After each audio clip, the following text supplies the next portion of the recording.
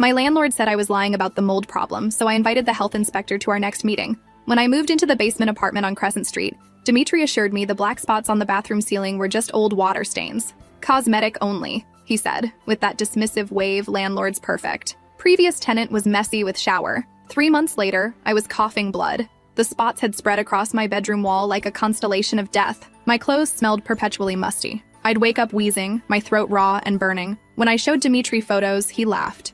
You Americans, always complaining, is nothing. I started documenting everything. Photos with timestamps, videos of water dripping through the ceiling during rainstorms. I kept a symptom diary and got medical records showing my declining lung function. When I demanded he fix it, Dimitri's tone shifted. You make problems where no problems exist, he said. Maybe you find new place if you so unhappy. That's when I called the health department. Inspector Vaughn was everything Dimitri wasn't. Thorough, professional, and genuinely concerned.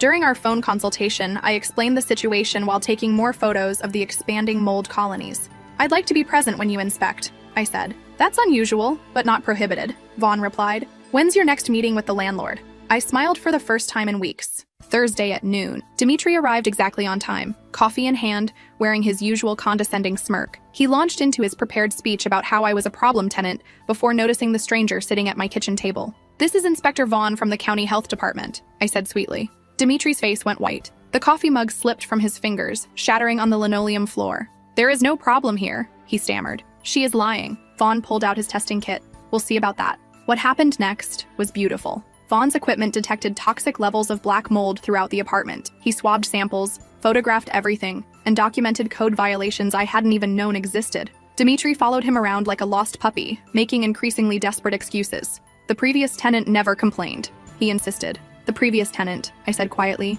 died of lung cancer 6 months after moving out. Vaughn stopped mid-measurement. How do you know that? I pulled out my laptop. I found her obituary. Turned out she'd tried to break her lease early due to health concerns. Dimitri threatened to sue her. For the next hour, I watched years of Dimitri's negligence unravel. Vaughn issued immediate violation notices. The apartment was condemned. Dimitri owed me thousands in damages. As Vaughn packed his equipment, he handed me his card. I'll need that obituary and any other information about previous tenants. Later that night, I was researching Dimitri's other properties when I found something that made my blood run cold. 7 apartments, 4 suspicious tenant deaths in the past 3 years, all respiratory related. And tomorrow, I had a meeting scheduled with the family. The first family arrived at the coffee shop on Cedar Avenue exactly at 10. Beatrice Holloway was in her 70s, walking with a cane. Her eyes red-rimmed from what I suspected were sleepless nights that had nothing to do with age. Her daughter Francine followed close behind, clutching a manila folder against her chest like armor. You said you had information about my husband's death, Beatrice said without preamble, as she lowered herself into the booth. Walter died last October.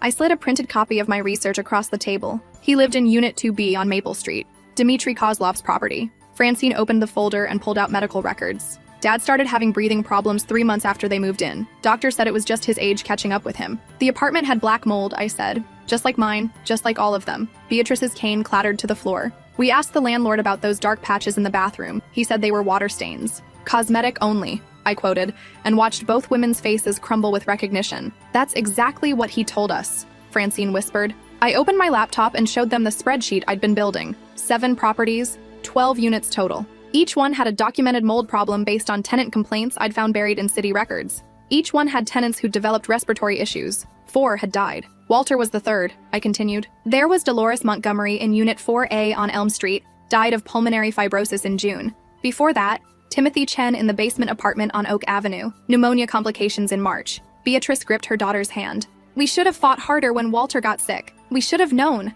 You couldn't have known, I said. Dimitri's been hiding this for years. But now we can prove it. The coffee shop door chimed, and 2 more people walked in. I recognized them from the Facebook profiles I'd found, David Montgomery and his wife Patricia, Dolores' son and daughter-in-law. Within 20 minutes, the booth was full. Timothy Chen's widow, Eileen, had brought her teenage son. The family of another tenant who'd gotten sick but survived sat at the adjacent table. By 11:30, we'd moved to the community center's meeting room. I started documenting everything 6 months before Mama died, David said, spreading photographs across the table. Look at these mold patterns. They're identical to what you showed us. Patricia nodded. The health inspector who came after her funeral said the mold levels were off the charts. But by then it was too late. Eileen's son, who couldn't have been more than 16, spoke up. My dad tried to break the lease early. The landlord threatened to sue us for everything we had. The pattern was becoming clear. Dimitri targeted vulnerable tenants, elderly people, immigrants, single parents, anyone who wouldn't fight back or couldn't afford lawyers. He'd rent them moldy apartments, dismiss their health complaints, and threaten legal action if they tried to leave. "We need to take this to the police," Francine said.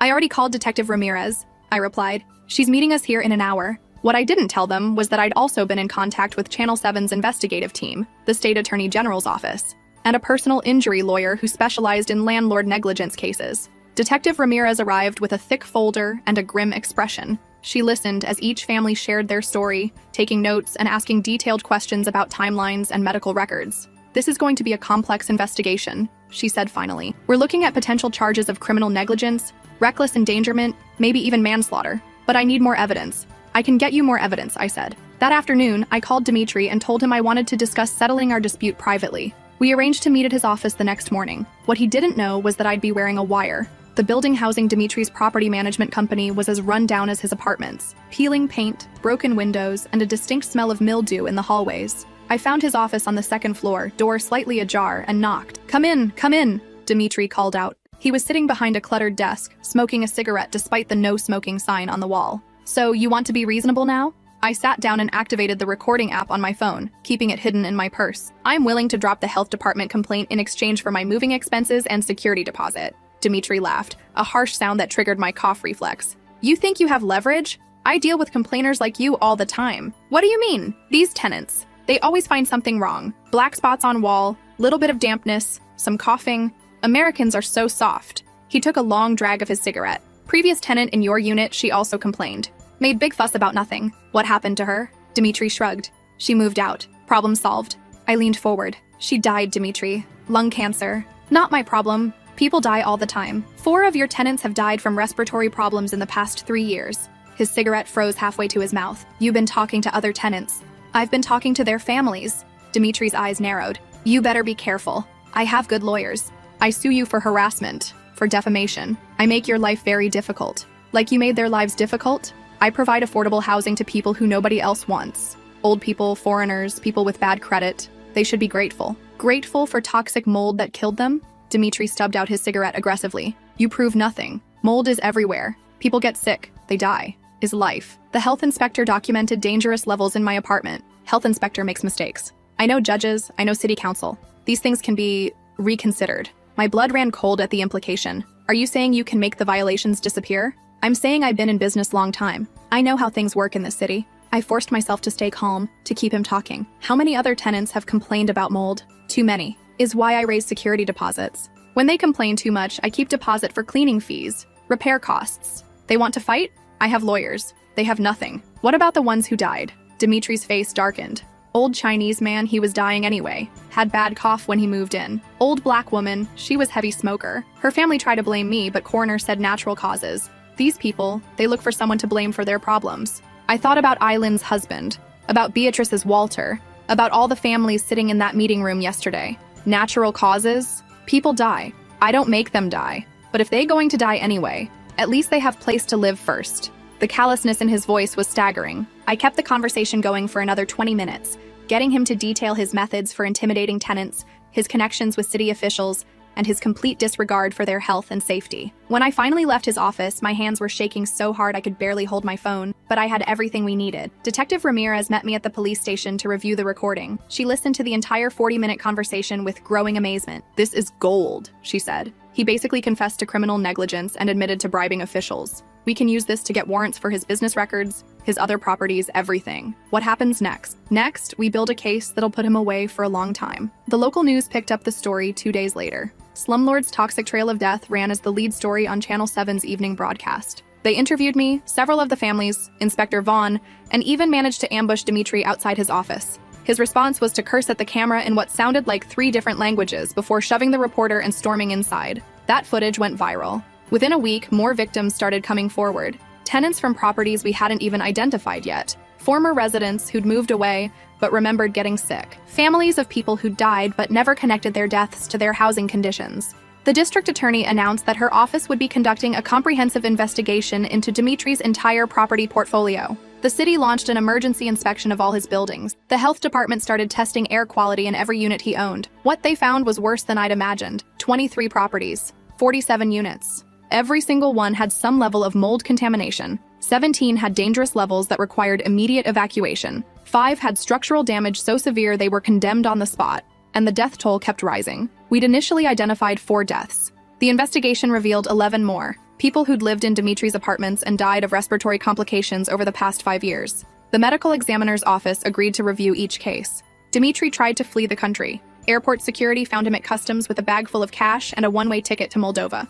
Detective Ramirez arrested him right there at the gate. The footage made the national news. The trial started 8 months later. I testified for 3 hours, walking the jury through my documentation process, playing the recorded conversation, and explaining how the mold in my apartment had nearly killed me. The families of the deceased testified about watching their loved ones waste away, while Dimitri dismissed their concerns. The prosecution presented evidence showing that Dimitri had been warned about mold problems for years, but had chosen to ignore them to save money. They proved he'd bribed building inspectors to overlook violations. They demonstrated a pattern of targeting vulnerable tenants who wouldn't fight back. Dimitri's defense attorney tried to argue that the deaths were coincidental, that my clients were old or had pre-existing conditions. But the medical testimony was damning. Forensic pathologists explained how prolonged exposure to toxic mold could trigger fatal respiratory conditions, even in healthy people. The jury deliberated for less than 6 hours. Guilty on 15 counts of criminal negligence, guilty on 3 counts of involuntary manslaughter, guilty on 11 counts of reckless endangerment, guilty on 7 counts of bribery and corruption. The judge sentenced him to 25 years in prison, but the criminal trial was just the beginning. The civil lawsuit started while Dimitri was still awaiting sentencing. I'd connected the families with Rhonda Blackwood, a personal injury attorney who specialized in toxic exposure cases. She filed a class action suit on behalf of everyone who'd been harmed by Dimitri's negligence. The discovery process revealed even more shocking details. Internal emails where Dimitri joked about his sicky tenants, financial records showing he'd saved hundreds of thousands of dollars by ignoring mold remediation, insurance claims he'd filed for water damage while simultaneously telling tenants there was no mold problem. Most damning were the photographs. Dimitri had been documenting the mold problems himself, not to fix them, but to track which units generated the most complaints. He had detailed records of every black spot, every ceiling stain, every health complaint. He'd been using this information to refine his targeting of vulnerable tenants. The civil trial lasted 3 months. When it was over, the jury awarded $47 million in damages to be split among the victims and their families. Dimitri didn't have $47 million, but he did have properties. The court ordered the liquidation of his entire real estate portfolio. Every building, every unit, every scrap of property he owned went up for auction. The proceeds would go to compensate his victims. I watched from the courthouse steps as Dimitri's empire was dismantled piece by piece. The Crescent Street basement where I'd nearly died sold for $180,000. The Maple Street building where Walter Holloway had breathed his last sold for $340,000. One by one, every property that had housed his victims found new owners. The city used the case to overhaul its building inspection process. They hired more inspectors, increased penalties for violations, and created a tenant protection hotline. They passed the Kozlov law requiring mandatory mold testing in all rental properties and giving tenants the right to break leases immediately if dangerous conditions are discovered. But the real victory came 18 months after Dimitri's conviction. I was walking past the Crescent Street building when I saw a small crowd gathered outside. A young family was moving into what had been my basement apartment. The father was carrying boxes while 2 small children ran circles around their mother. I recognized the woman, Patricia Montgomery, Dolores' daughter-in-law. She'd used her portion of the settlement to buy the building and convert it into safe, affordable housing. The whole place has been completely renovated, she told me as her kids played in the front yard. New ventilation system, mold remediation, everything up to code. We're calling it Montgomery House. I walked through the apartment I'd once thought would kill me. New drywall, fresh paint, proper ventilation, and most importantly, no black spots anywhere. Every unit is going to families who need affordable housing but can't find safe places to live, Patricia continued. We're working with the health department to do quarterly inspections. Never again. 3 years later, I still live in the city. My new apartment is on the 3rd floor of a well-maintained building where the landlord actually responds to maintenance requests. My lungs have healed completely, though I still get nervous around water stains. I keep in touch with most of the families from the case. Beatrice Holloway passed away last year, but she lived to see Dimitri imprisoned and her granddaughter graduate from law school, with plans to become a tenant rights attorney. Eileen Chen's son is studying public health with a focus on environmental safety. David Montgomery started a nonprofit that provides free mold testing to low-income tenants. Inspector Vaughn still works for the health department, but now he heads up the new residential safety division created in response to our case. He calls me occasionally when he encounters landlords who remind him of Dimitri. You know what the difference is now, he told me during one of these calls. The landlords are scared. Word gets around. Nobody wants to be the next Kozlov case. I've become something of a local expert on tenant rights. People call me when they're dealing with negligent landlords. I help them document problems, connect them with inspectors, and find legal representation when necessary. Last month, I helped a college student get out of a lease after discovering asbestos in her dorm-style apartment. Sometimes I wonder what would have happened if I just moved out when Dimitri first dismissed my mold complaints. If I'd been another quiet victim who found somewhere else to live and never fought back, Walter Holloway might still be alive. Dolores Montgomery might have seen her grandson graduate. Timothy Chen might have watched his son go to college. But I've learned that some fights choose you. The morning I coughed up blood in that moldy basement, I could have gone to urgent care, gotten treated, and found a new apartment. Instead, I got angry. I got methodical. And I got evidence. Dmitry Kozlov thought he could dismiss me, like he'd dismissed dozens of other tenants. He thought my complaints were just noise he could ignore until I gave up and moved away. He was counting on my silence, my compliance, my willingness to accept that this was just how things were for people like me. He was wrong. Sometimes the system works exactly the way it's supposed to. Sometimes documentation matters. Sometimes the truth is enough. Sometimes justice is not only possible but inevitable, but only if someone is willing to fight for it. Last week, I got a call from a tenant in Seattle who'd seen the documentary about our case. She was living in an apartment with what looked like mold. Her landlord was dismissing her concerns, and she didn't know what to do. Start documenting everything, I told her. Take photos with timestamps, keep a symptom diary, get medical records, and whatever you do, don't let them convince you that you're making problems where none exist. What if the landlord retaliates? Then you document that too. And you remember that their retaliation is evidence of their guilt. I could hear her writing down everything I was saying. The most important thing, I continued, is that you're not fighting this alone. Find the other tenants. Find the families of people who got sick. Build a community of witnesses. When you speak together, they can't dismiss all of you. She thanked me before hanging up, but I was the one who should have been grateful. Every person who refuses to accept negligence, who documents problems instead of suffering in silence, who fights back instead of moving away, they're all part of the same movement. We're the people who say that housing shouldn't make you sick, that landlords can't profit from other people's suffering, that even if you're poor, even if you're old, even if you're foreign or different or vulnerable, you still deserve to breathe clean air in your own home. Dmitry Kozlov will die in prison. His properties have been sold and renovated. The families he destroyed have found some measure of justice and compensation. But his legacy isn't the buildings he owned or the people he killed. His legacy is the army of tenant advocates he inadvertently created, the new laws bearing his name, the inspection protocols that now protect thousands of renters across the state. His legacy is the knowledge that if you try to profit from people's suffering, if you dismiss their pain and ignore their health, if you think your wealth and connections make you untouchable, someone like me might be taking notes. Someone like me might have a camera. Someone like me might know a health inspector. And someone like me might just be angry enough to bring your whole world down. Every time I walk past Montgomery House and see families living safely in what used to be Dmitry's slum, I'm reminded that the most powerful thing you can do when someone tells you to be quiet is to get louder. When someone tells you you're making problems where none exist, make sure everyone can see the problems. When someone tells you that's just how things are, show them how things could be. And when someone tries to make you another silent victim, choose instead to become the witness who speaks for everyone who can't speak for themselves. Because the truth has a way of surfacing, no matter how deep they try to bury it, just like mold.